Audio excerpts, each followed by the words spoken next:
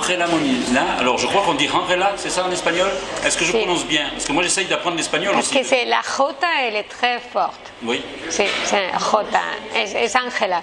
Oui, parce que j'ai appris qu'on disait Javier, Angela, les G, les R. Si, c'est plus doux en français, en italien, c'est Angela ou Angela. Mais en espagnol, c'est très arabe, non? Angela, Angela. Quand tu le dis là-bas, tu n'as pas l'impression que c'est fort. Parce que tu dis Ajo, Jaima, José. Il y a plein de Jotas qui sont douces là-bas.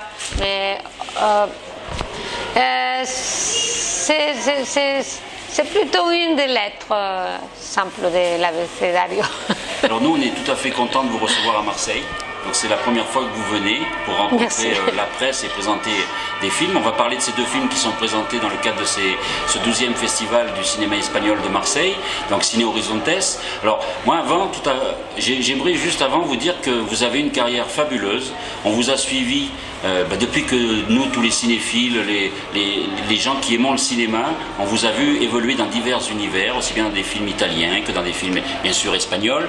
Mais vous avez une français. Et français, oui, j'allais le dire, parce que justement on va l'aborder un petit peu. Justement, en parlant de français, vous l'avez appris en travaillant sur les films, le français? Non. Non, avant déjà? Si. Oui. Oui. Plus facile, c'est difficile le français? Parce que le français, je crois que c'est la langue la plus dure. Disons que avant en Espagne, à l'école, on parlait, on apprenait le français. Mais puis, thanks God, j'aimais beaucoup le poète français et aussi j'aimais beaucoup la littérature. La littérature, les chanteurs, Edith Piaf, Georges Moustaki, avec qui je suis arrivée à chanter. Et j'ai appris avec eux. Puis après, le premier amour de ma vie, ça a été un homme français. Et avec qui j'ai eu mes 3 premiers enfants, donc c'était le vrai amour. Et le français pour moi c'est mon sang, c'est ma vie. Et puis après, comme je ne le parle pas souvent, les miens ils parlent mieux que moi, mais je m'arrange. Alors dans le cadre de ce festival, donc il y a 2 penchants de votre art, c'est-à-dire c'est à vos débuts, le film qui vous a fait découvrir, donc cet obscur objet du désir de Luis Buñuel. Moi je me souviens, je l'avais vu à l'époque quand il était sorti, j'avais 22 ans, donc je n'avais peut-être pas, je sais que je vais le revoir, là, bon je vais manquer peut-être le début, mais je dois avoir le même âge, je crois. Oui, j'ai regardé un petit peu vos filmographies aujourd'hui, donc je dis, on est presque du même âge, de la même 2-3 quinta. mois après. Voilà. Non, pas du même signe.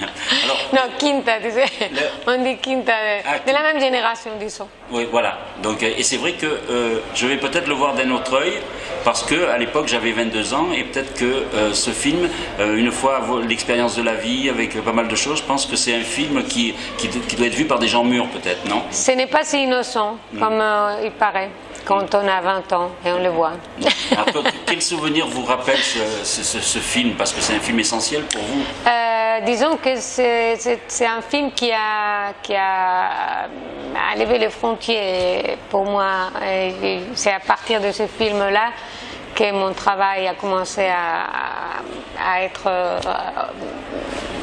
franchement on vous a demandé de plus en plus. hors des frontières de mon pays. Ça y est, j'ai commencé à partir librement dans mon travail. Et c'était un film où Carole Bouquet et moi, on était très très heureuses de faire un personnage que je ne crois pas qui s'est fait jamais plus dans la vie du cinéma.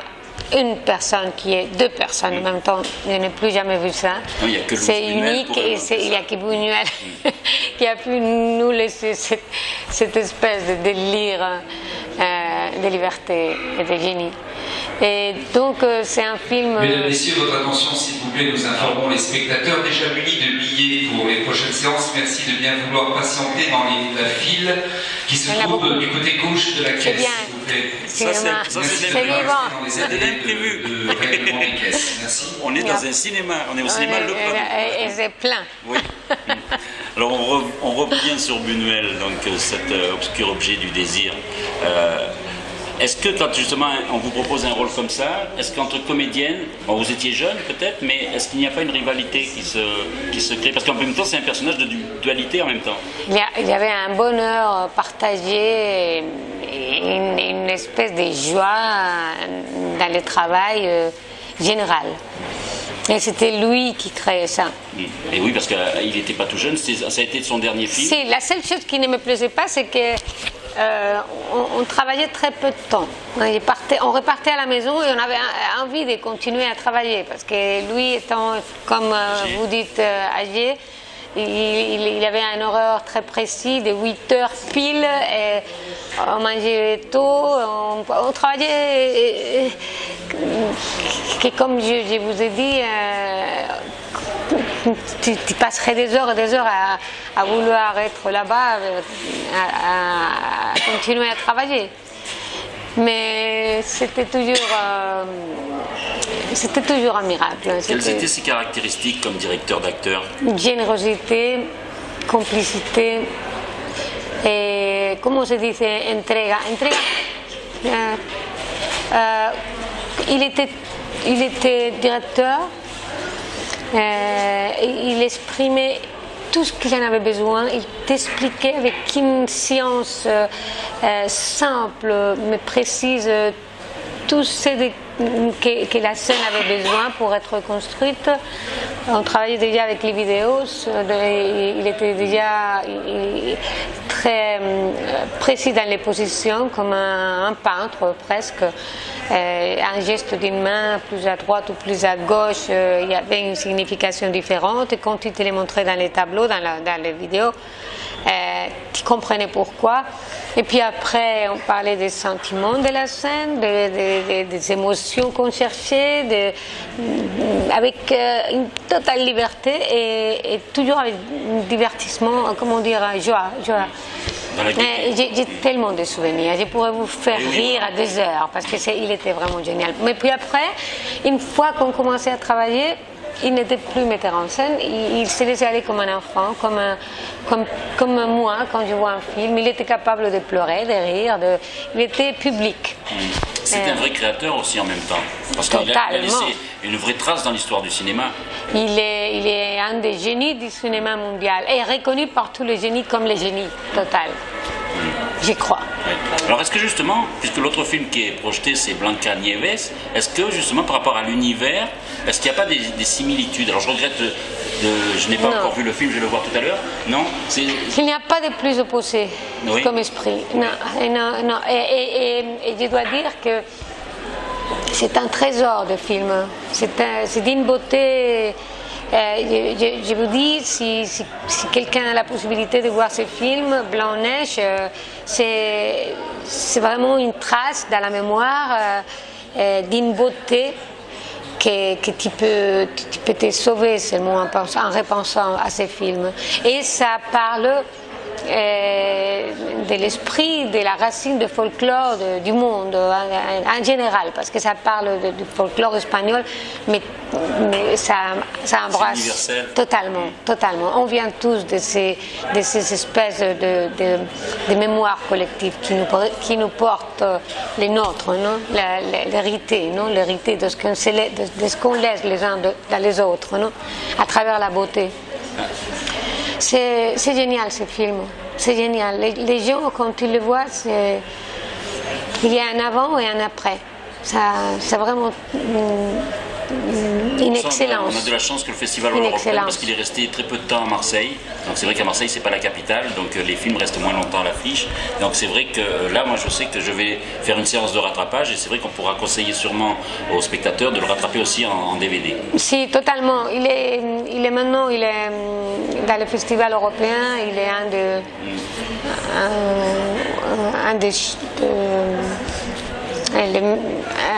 un des films préférés qui sont en compétition.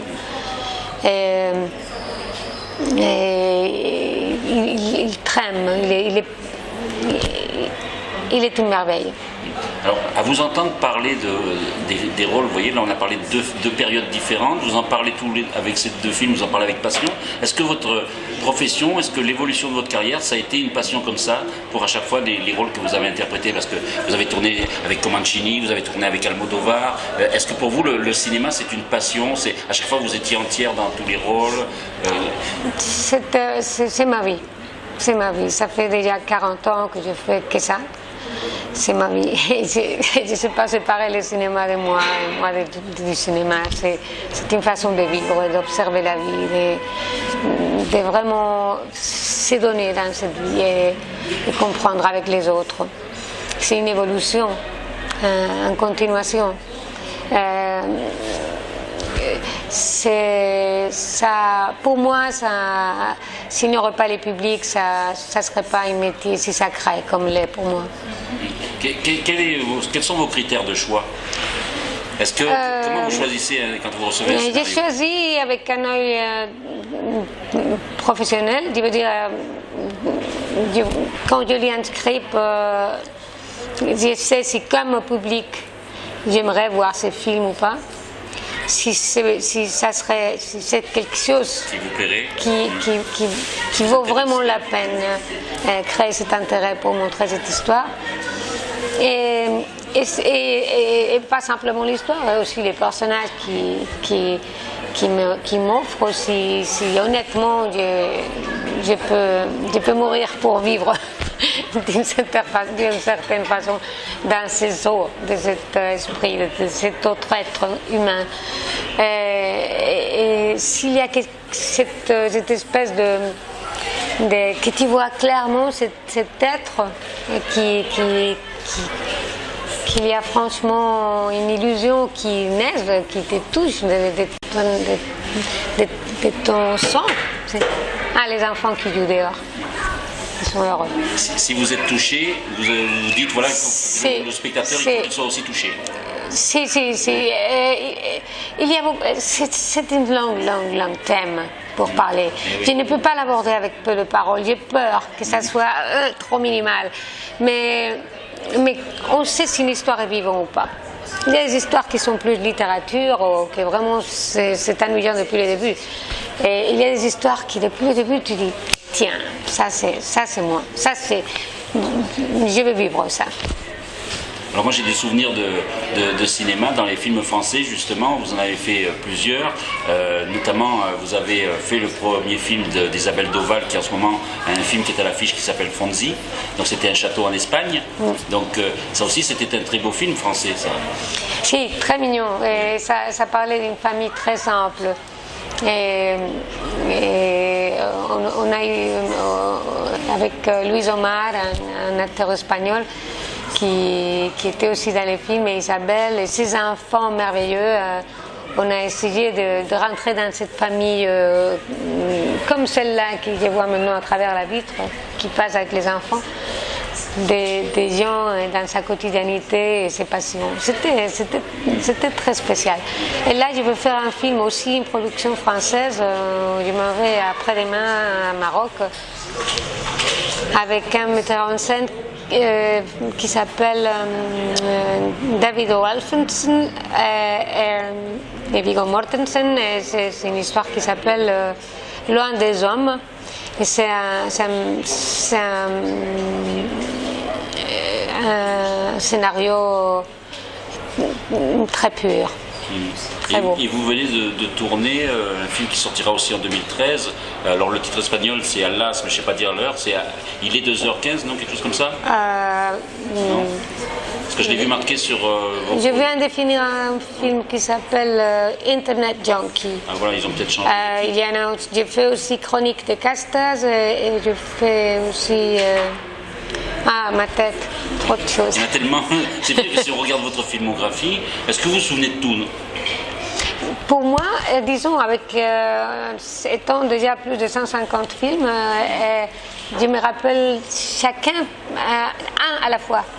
Mais quand je pense à tout, je suis incapable. Mais un à la fois, ils me rappellent de tous comme ça seraient mes enfants. Est-ce qu'il y en a plusieurs qui ont marqué votre carrière Tous. Tous? Tous.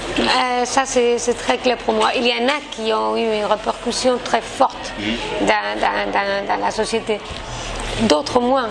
Mais tous ont été complémentaires et fondamentaux pour moi, dans les précis moments de ma vie dont ils ont été faits. Et si je suis là, chacun de ces films m'a emmené jusqu'à ce moment-là. Ça, je suis sûre. Vous avez évolué avec eux? J'ai grandi.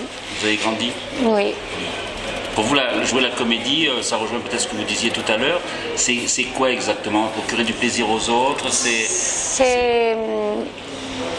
être l'autre et en prendre plaisir mutuel avec l'autre. Parce que vous avez été beaucoup d'autres. Beaucoup d'autres. Je peux même être toi. Oui, oui, vous n'avez pas fait des rôles des triples personnages ou des rôles d'hommes, puisque c'est vrai qu'avec... Je n'ai jamais voulu faire un rôle d'homme. Je ne serais pas très bonne à le faire. Ah ben ça dépend lequel. Alors puisque nous sommes dans le festival, on parle de la Movida aussi. Étant déjà grand-mère comme je suis, c'est des eaux que... En tout cas, vous ne faites pas votre âge. On ne sait pas quel âge vous avez. On va pas le dire, 1000 années. Voilà. Oui, alors pour terminer, on va rendre, puisque le festival rend aussi hommage à la Movida et à Pedro Almodóvar, vous avez tourné 2 films sous sa direction. C'est ça, que je ne me trompe pas. Voilà. Parce que Javier, lui, en a tourné 3. Et donc, voilà. Est-ce que là, vous avez senti un nouveau souffle du cinéma espagnol avec lui? Est-ce que vous êtes complètement en osmose avec ça? La Movida, c'était un mouvement? Si, mais c'est un mythe aussi. Moi, j'étais très jeune dans la Movida, donc la Movida, c'était moi. C'était chacun. La Movida, c'était cet esprit qu'il y avait dans la rue, cette liberté, ces besoins, et cette complicité, cette espèce de labyrinthe, de passion, comme c'était le titre d'un des films de Pedro. Mais ça correspond aussi à un ordre des choses qui ont été vécues de cette façon dans ces précis moments historiques et que la société espagnole en avait besoin. Ce n'était pas un caprice, c'était un besoin. Et aussi un plaisir. Alors aujourd'hui, il y a du renouveau dans le cinéma espagnol, parce qu'en même temps, avec la crise, le fait qu'il n'y ait pas assez de budget, le cinéma espagnol, il y a toujours autant de films, mais qui se font plus difficilement, et avec des vrais créateurs. Vous le sentez ça autour de vous, avec les gens qui vous demandent? Je sens que l'amour au cinéma,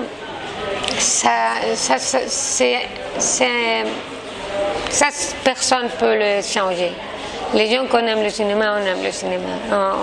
I surrender, you know, I mean, c'est comme ça. Et il y a beaucoup de difficultés économiques pour pouvoir être au niveau que le cinéma mérite, parce qu'il y a très peu de production.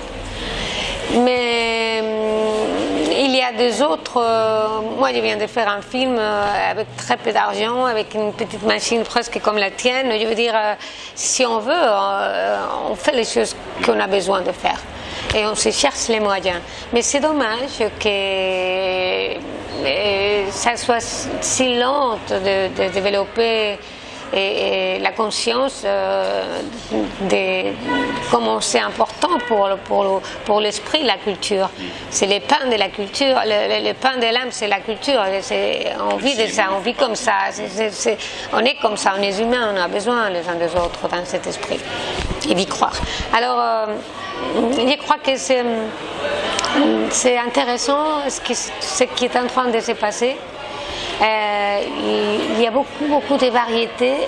J'adore le cinéma français. J'adore le cinéma français. Je crois que c'est une pièce fondamentale et un exemple vital, totalement dans le cinéma européen. Oui, Maintenant, c'est toujours l'a été, mais maintenant exquisitement. Moi, je dirais que c'est le cinéma pour moi le plus fort maintenant.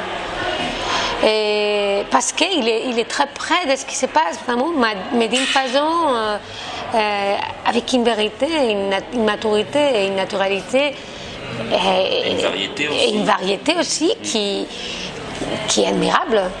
Je veux dire, alors je me congratule énormément et franchement.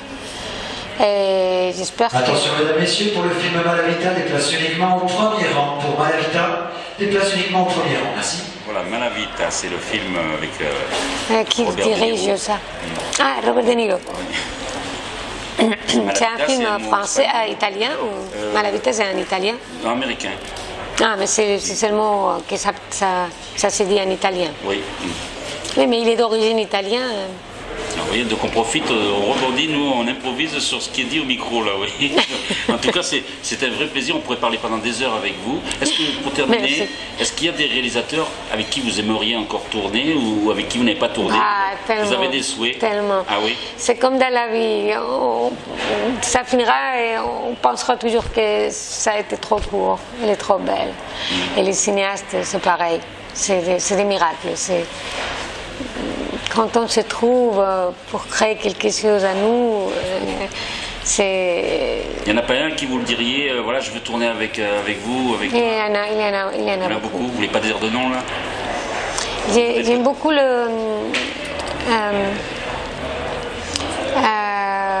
je suis très mauvaise pour les noms, mais... comment il s'appelle le mari de Marion Cotillard? Guillaume Canet. Si, j'aime beaucoup Guillaume. Oui, Ouais. vous auriez tourné avec lui. Si. Oui, pourquoi pas, il a fait tourner les Américains. Maintenant On va que lancer je l'appel. le dis, ça ne sera pas un secret. Voilà. En tout cas, Je le suis. Nous on vous remercie et puis continuez à nous faire plaisir à nous aussi sur le grand écran, comme vous vous faites plaisir vous aussi. Merci Andrea Molina. Merci, Molina. Molina, voilà. Hello. Je me suis trop concentré sur le prénom. T'as bien fait. Oui.